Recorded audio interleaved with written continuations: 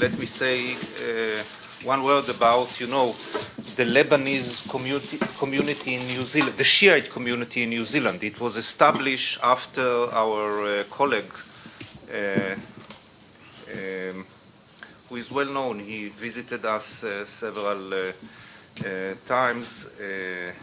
Bill Harris is a New Zealand scholar who worked on Lebanon, and he used to work in the AUB, and there he met the Shiite secretary who worked in the department, and they were married with the blessing of the head of the department, who told Bill, any Shiite you will take with you from Lebanon, it's a blessing for the country. So she came. Several years later, her cousin came, and eventually a small Shiite community. And he visited me several years ago, and he brought with him his son. They visited Damascus for the Beirut, and then they came to Tel Aviv. My son and his son, they were 12, 13 years old, played on the computer, and then I asked him, what did your son, when he was in Beirut, who took care of him, and said, well, the family. He played with, his cousins, they were Hezbollah, and they were fighting the Israelis in the streets of Edahia, that's where the family. And now he's playing in Israel with an Israeli boy on the computer. So that's about the Shiite community in New Zealand. Okay, so we heard three fantastic panelists speaking about, different aspects of this Muslim and Shiite and Lebanese and Turkish immigration, and the challenges they are facing, and open the floor for questions, answer, comments. Yes, please.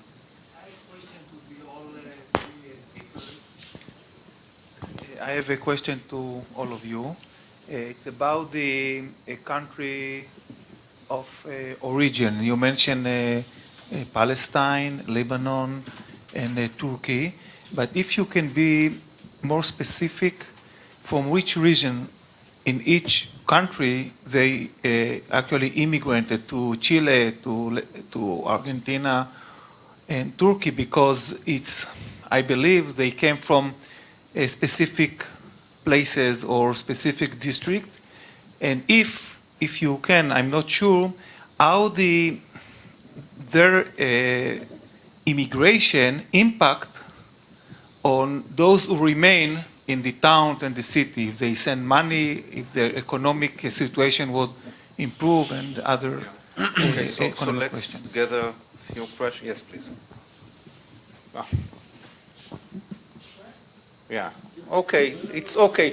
Whoever. Yeah, give here. Yeah, and after that, this gentleman, and then Ranan. Yes. Okay. First of all, thank you all for the intriguing talks. My question is for Chai. I'm wondering about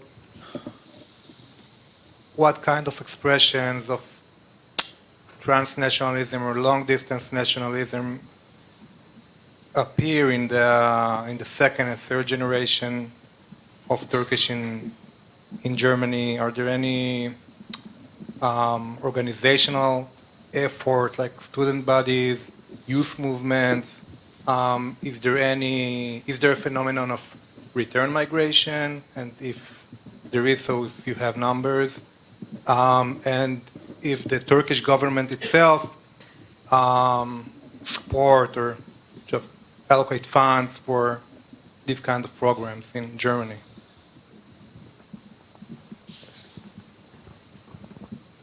Okay, eventually we'll. Yeah. Okay, no. See, okay, that's okay. Yes, everybody will have the right to. Yes. For Omri, I wasn't clear that you were doing oral histories. Are you doing oral histories? So could you just talk a little bit methodologically as an Israeli doing oral histories with Shia and Sunni? Okay. My question is a general one addressed to all three of you, but in a way to all of us at the same time. It has to do with diaspora politics, especially when it comes to those ethnics affiliated with community institutions, and in a way following the comment made by Omri about the gap between organized community institutions and the larger ethnic community. How you said that looking at election results in Germany, Holland, maybe other European countries, it seemed that Erdogan enjoyed a very strong support. Do you think that it would be correct to say that among community institutions of ethnic communities, be they Jewish, Arab, Turkish, Japanese, Korean, the tendency would be towards a more right-wing nationalism as a way of expressing the ethnic identity in the host country, because it seems to be a common phenomenon when we look about Germans in the US or South America in the 1930s during the Third Reich, etc. This support of right-wing nationalism doesn't necessarily mean support of a certain political program in their home country, but reflects more the ethnic identity in the host country. So this is my impression.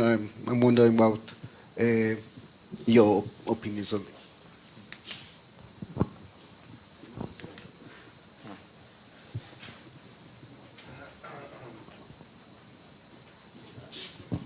Well, my question is also to the three. May seem a very naive question, and I think I also know the answer. But from the perspective of international migration, my starting point is this: when people moved from Italy to the United States or elsewhere, they came from very different regions, and they spoke very different Italian languages. They had been submitted to different microstates. The sense of being Italians became real in America. They were not Italians. There was a kind of pan-Italianism that was created, and then that became Italy. So by analogy, my question is this. Each of you focused on one specific group of immigrants, but there are others. There are Syrians, there are Moroccans, and there are others. The question is whether any of you detects any kind of pan-Arabism or pan-Islamism being created as a consequence of the contact between different communities in the context of the countries of immigration. Yeah. Okay, great question, and let me add my question or my comment. I'll follow you.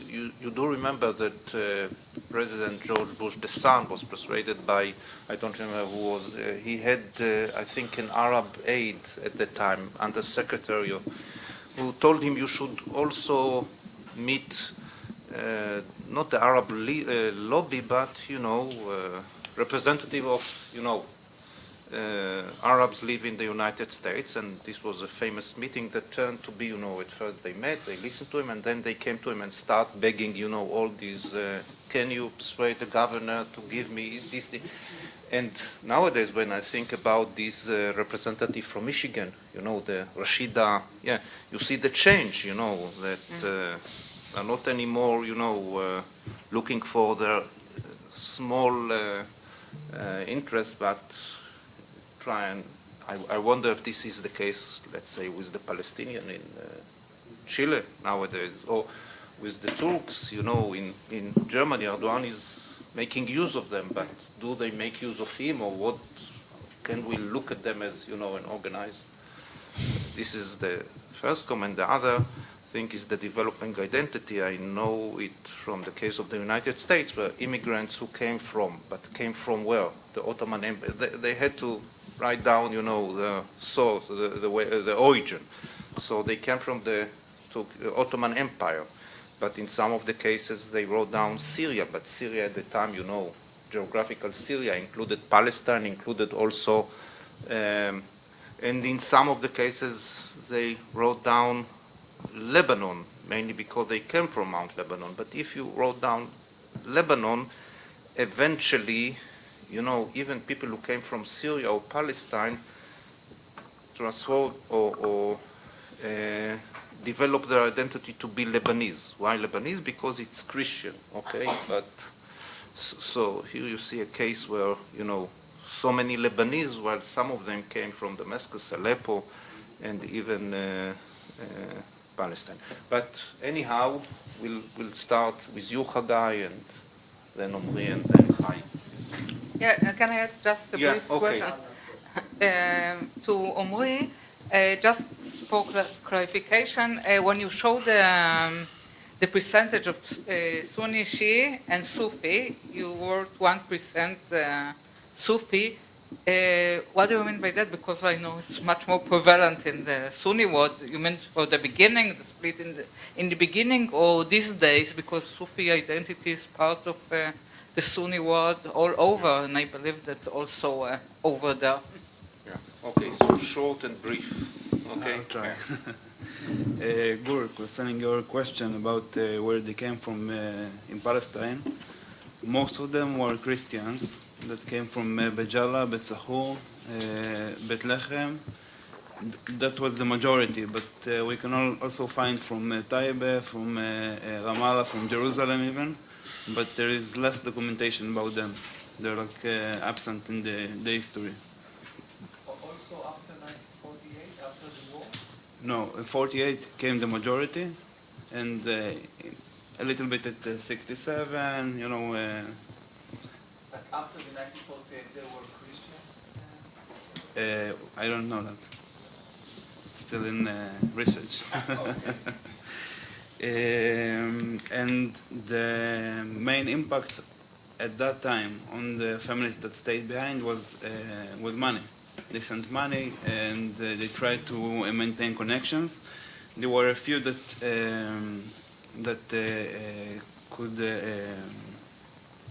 could gain work from those connections. There is a correspondence in Jerusalem called Hanan Azal that wrote to Mundo Árabe in Chile, telling about what happened in the Middle East.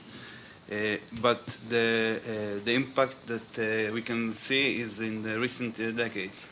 We see a lot of organizations that try to help the Palestinian cause, and of course those who see soccer games can know that now it's starting the Asia tournament, and most of the I don't know if most, but a lot of the players are from Deportivo Palestino in Chile.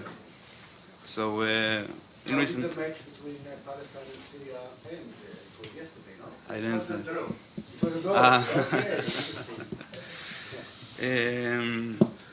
Rana, concerning your comment about the gap between the institutions and let's say the common man, I think only as the community or the collective expanded, there were more people that were half Palestinians or half Arabs, and that one was the gap began, because at first this population was very small, and as I said in my paper, I think that all the initiatives can in some way represent what happened among them. But when we have between 200,000 and 500,000, the gap is notable. Sergio, about the pan-Arabism or pan-Islamism, there aren't many Muslims in Chile, only 4,000 or 5,000. At first, it could be notable that the Arab origin is more present, but as time goes on, we can see crystallization between the Syrian and Lebanese. I think it's part of the division of the Middle East. And Eyal, I think a good example for a presentation of Palestinianness in the political Chilean politics is Daniel Hadway, a mayor of one of the comunas of Recoleta, that really holds the flag of Palestine in his speeches, in the identity of the neighborhood, although most of them are Koreans and not Palestinians. but he emphasized the Palestinian origin of him.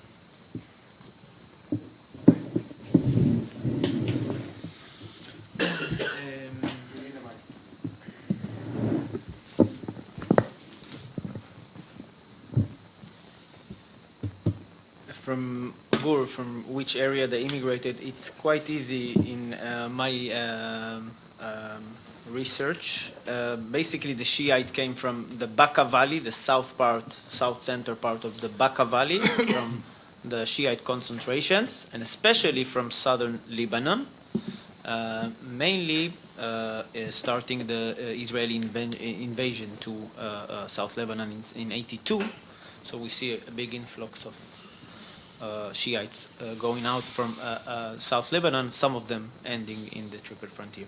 The Sunnis, it's much more easier. We can reduce it to three main villages, Ba'alul, Lala, and Karaun. Most of the Sunnis residing in the Triple Lala and Karaun, you know, Lake Karaun in the middle of the Bekaa Valley. So they came from these three villages, which it's like a triple frontier between these three villages, immigrating to the Triple Frontier in South America. So it's a metaphorical. So they came from there, and the effect on those who remain is incredible. I mean, there are some villages that were just emptied from residents, like Kabrika, the Shiite village of Kabrika. It has 5,000 people, reduced to 1,000. Most of the Kabrika inhabitants live in Triple Frontier during the 80s. So it's like going home to visit the relatives is a bit unnecessary because they are here with you. They're your neighbors. You just can go to the other door. And you can see the effect because you see a lot of bilateral relations. For example, you go to Ba'alul in the summer, you will hear Spanish, Portuguese, Guarani, a bit of Arabic as well. You could visit the Fatima Nasser's dulceria, or I know that she exported for the first time a coxinha machine to Ba'alul. She sells their coxinha to the locals, so the effect is enormous. You see it in all fields of life. James, oral history, you touched a very painful spot. An Israeli doing research in this area is very difficult. A lot of challenges. Many people refuse to talk to me, but many people do. And to my surprise, I find a lot of open doors. I talk with a lot of Shiites that coming from Marjayun, from Debel, from Binjbel, from places that we know from negative connotations that we live as living in Israel, and we sit on a cup of coffee and talk about everything. I always try to stay objective and neutral, not talking about politics, talking more about history, about cultural issues, because once you get to politics, it could be a bit problematic. Not nice and problematic, yes. So I have a lot of challenges, and every time I go there, I try to overcome them. So yeah. But it has she influence on his WhatsApp. Yeah, I mean, if the Mossad will get a hold of my WhatsApp, I think I will be incarcerated in few minutes. Yes. Okay. This is broadcast live. And Sergio, do you recognize any pan-Islamic or pan-Arabic? I'm relating to the last slide that if you're talking about the organized community, the leaders, yes, indeed. You could see throughout the decade how they changed their opinion according to what rules in the Arabic street or Muslim street. But in practice, no one cares. You know, a lot of people, I was asking a Shiite, what do you think about the naming of the mosque as Omar ibn al-Khattab? Did that offend you back in the 80s? He looked at me and told me, who? Omar ibn, I'm sorry, I don't know. About religion, I don't know. So they couldn't care less. I mean, I think they're more adopting the Latin way of life, of just live and let live, and not more than that. So again, depends in which level we talk. The organized community, yeah, you could see it in abundance, but in okay, Orit, about about this graph, I have no idea. I took it from Google, and I cannot say anything else. I have no idea. Yeah. I'm sorry, but... Okay. Regarding the question from where they are coming mostly from rural areas. It means the central Anatolia, Black Sea region, eastern Turkey, southeastern Turkey. If you would like to hear some name of the cities like Trabzon, Kırşehir, Şanlıurfa, Diyarbakır, Batman, Van, and many others. Most of them, they are landlocked. In Turkey, you can also see in the map of the elections, mostly these landlocked provinces are more conservative areas. So, and also literacy in these provinces are also lower. And so these people went to Germany, but I must tell you and emphasize that their children and their grandchildren are very far away from this profile. And nowadays, we happen to see in Germany that they are very much well educated. And you also asked, if I'm not mistaken, about the impact of these people to their families who left in Turkey. So since the relatives in Turkey could observe their relatives in Germany, so also the relatives in Turkey, for example, the women, began to work. So they began to modernize their lifestyle and Europeanize their lifestyles also in Turkey. Regarding long distance nationalism and students' bodies, yes, there are many different student bodies in Germany, more conservative, less conservative, liberal, and basically we can speak about different identities, like one German Turkish identity and the other one is emphasizing more Turkish Islamic identities. Also, the Turkish government is interfering in the communal affairs. For instance, the former Prime Minister Ahmet Davutoğlu, in a visit to Germany, he said that we are going to distribute a Turkish dictionary, a Turkish flag, and the translation of Holy Quran in the Turkish language to all our Turkish expats. It means you should not forget your own language. It means that you should know that Turkey is still your country, even if you're not the citizen of the same country. And religion, you should not become Christians. And regarding your question, diaspora politics, if the tendency in the diaspora communities are more tending to right-wing, in my opinion, the answer is yes. And that's my observation that, you know, when you are far away from your country, you are hugging your identity even more. I can also answer this question in a personal way. You know, the topic of our panel is people on the move. I was also an immigrant. I mean, I'm still an immigrant in this country. I moved to Israel in 2006, and I can tell you frankly, when I was living in Turkey, once in a week I was going to the synagogue, and each day in the morning I was putting tefillin. Then I came to Israel, and I became a secular Jew, but never mind, I still fast on Yom Kippur, but with a bicycle, right? So regarding pan-Islamism, and this is the last point, I do see some indications that there is a solidarity between the Turks who are living in Europe with other Muslims. For instance, there are relief organizations like VEFA.